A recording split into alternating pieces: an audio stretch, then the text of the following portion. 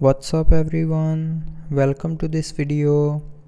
In this video I will show you how to use the S Pen to remotely play or pause music or media player in Galaxy S25 Ultra. So first of all, open settings.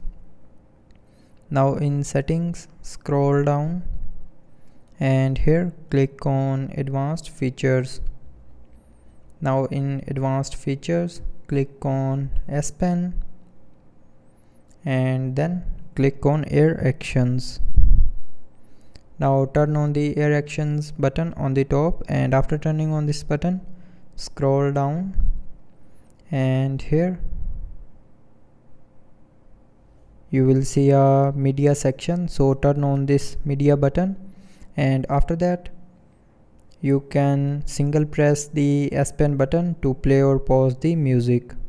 So now when I will open the Samsung Music app, now to play the music just simply single press this S Pen button and then it will play the music. Now if you want to pause the music, then again single press on this button and then it will pause the music. So that's how you can use S Pen to remotely play or pause music or media player in Galaxy S25 Ultra. So I hope you liked the video. Thanks for watching.